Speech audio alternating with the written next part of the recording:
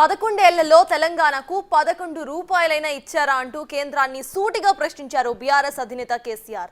దీంతో కేంద్ర నిధులపై దమ్ముంటే చర్చకు రావాలని కేసీఆర్ కి సవాల్ చేశారు బీజేపీ ఎంపీ డీకే అరుణ. 11 ఏళ్లలో తెలంగాణకు మోదీ ఎన్ని నిధులు ఇచ్చారో ఆధారాలతో సహా చూపిస్తామని అన్నారు. అసలు సిల్వర్ జూబ్లీ సభలో కేంద్రాన్ని ఉద్దేశించి కేసీఆర్ ఏమన్నారో ఇప్పుడోసారి విందాం.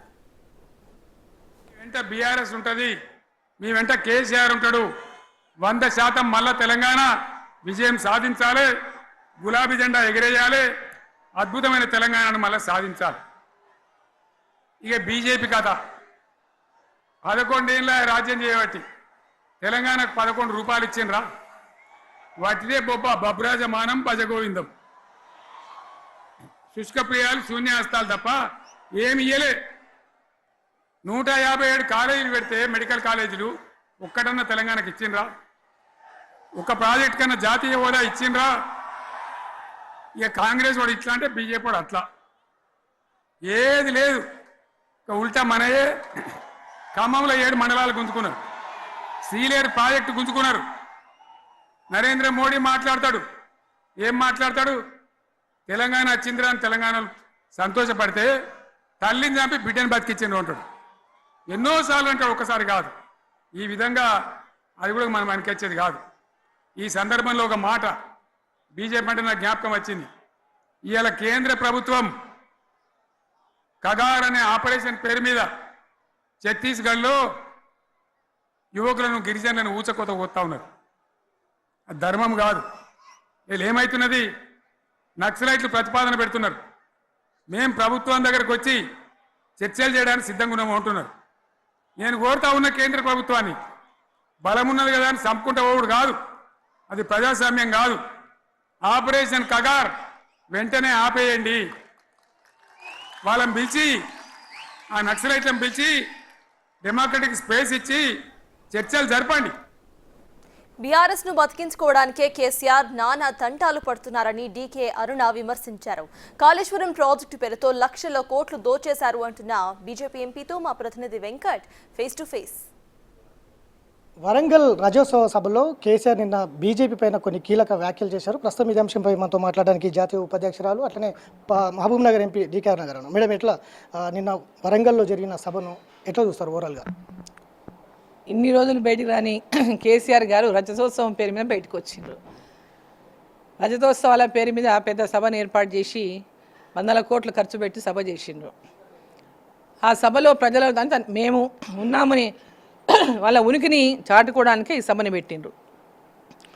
ఈరోజు గతంలో ముఖ్యమంత్రిగా 10 సంవత్సరాలు పనిచేసి తెలంగాణ రాష్ట్రంలో అభివృద్ధి పేరట ఈ రాష్ట్రాన్ని అప్పుల పాలు చేసి లక్షల కోట్లు అవినీతికి పాల్పడి లక్షల కోట్లను అప్పుల పాలు చేసి తెలంగాణ రాష్ట్రాన్ని ఇవాళ తెలంగాణలో ప్రజలకు వారు మాట్లాడుతున్న మాటలు మేము అది చేసినాం, మేము ఇది చేసినాం, కొత్త మాట ఏమీ లేదు అక్కడ. వారు నిన్న మాట్లాడిన మాటల్లో ఏం మాట్లాడుతారో చూద్దామంటే అసలు దాంట్లో ఏమీ లేదు. వారు అన్ని అబద్ధాలు చెప్పిండ్రు, దాంట్లో అన్ని అబద్ధాలేం మాట్లాడి ప్రాజెక్టుల ద్వారా మేము నీళ్ళు ఇచ్చేసినామంటారు, పాలమూరు రంగారెడ్డి 80% అయిపోయింది అంటారు. కాళేశ్వరం గురించి మనం చూస్తున్నాం ఏం పరిస్థితో.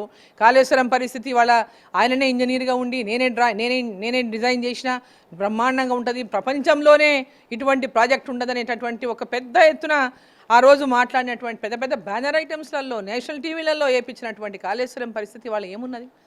అవినీతి కూపంలో కూరుకుపోయింది. మొత్తం నాసిరకం పనులతో ప్రాజెక్టే ఈరోజు ఖతమైపోయింది. పాలమూరు రంగారెడ్డి గురించి మాట్లాడింది, అయిపోయింది. పాలమూరు రంగారెడ్డి 80% అయిపోయింది అంటాడు. పాలమూరు రంగారెడ్డిలో ఒక చుక్క నీళ్ళు రాలే ఇప్పటిదాకా. ఎలక్షన్ల ముందు ఒక మోటార్ ఆన్ చేసి నీళ్ళు ఇచ్చిన తర్వాత బంద్ ఖతం.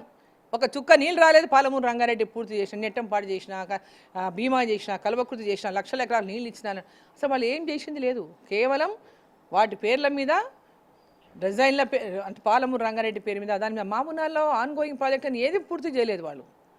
ఇవన్నీ పచ్చి మోసాలు, పచ్చి అబద్ధాలు మాట్లాడుతుంది. అట్లా వాస్తవాలే లేవు వారు మాట్లాడినటువంటి మాటల్లో. వాళ్ళు అబద్ధాలు చెప్పిండ్రు, ప్రజలను మోసం చేసిండ్రు. తెలంగాణను అనుకున్న స్థాయిలో అభివృద్ధి చేయలేదు కాబట్టి ప్రజలు ఇంటికి పంపిండ్రు. వీళ్ళేదో చేస్తారని చెప్పి వీళ్ళు 6 గ్యారెంటీలు అని చెప్తే నమ్మి వీళ్ళకి ఓటేసిండ్రు. ఇవాళ మీరు మోసం చేసిండ్రు. బీజేపీ పైన ఒక సెటరికల్గా కామెంట్ చేస్తున్నటువంటి నేపథ్యం నిన్న బబ్రజమానం భజగోవిందం 11 ఏళ్లలో 11 పైసలు కూడా రాష్ట్రానికి ఇవ్వలేదు అనేది కేసీఆర్ కామెంట్. దీని మీద అది కూడా ఒక పచ్చి అబద్ధం. అది కూడా కేసీఆర్ మాట్లాడినటువంటి మాటల్లో అదొక పచ్చబద్ధం. 11 ఏళ్లలో 11 రూపాయలు వచ్చినాయి. 11 రూపాయల కంటే ఎక్కువ చూపిస్తే ఈరోజు కేసీఆర్ రాజకీయాల నుంచి వెనక్కి వెళ్ళిపోతాడా? కేంద్ర ప్రభుత్వం ఇచ్చిన నిధులు కాకుంటే మీరు ఏం చేసిన తెలంగాణలో డెవలప్మెంటు?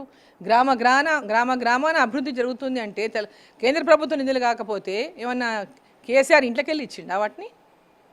ఈరోజు ఉపాధి హామీ పనులలో పెద్ద ఎత్తున నరేగా నిధులు కానీ, గ్రామ పంచాయతీల నిధులు కానీ, మున్సిపాలిటీలకు నిధులు కానీ, రోడ్లు కానీ, పిఎంజిఎస్వై రోడ్లు కానీ, అదే నేషనల్ హైవేస్ కానీ, పెద్ద పెద్ద ఎత్తున రోడ్ల వైడనింగ్ కానీ, కొత్త రైల్వే లైన్లు కానీ, రైల్వే మార్గాలను పూర్తి చేయడంలో కానీ, అన్ని రైల్వే స్టేషన్లు అమృత్ రైల్వే స్టేషన్లుగా మార్చడంలో డెవలప్మెంట్ అవుతున్న విషయం, ఇట్లాంటి 9 లక్షల కోట్లకు పైగా 2023కే 9 లక్షల కోట్లకు పైగా కేంద్ర ప్రభుత్వం నుంచి తెలంగాణ ప్రభుత్వం నిధులు వచ్చినాయని పదే చెప్పినాం.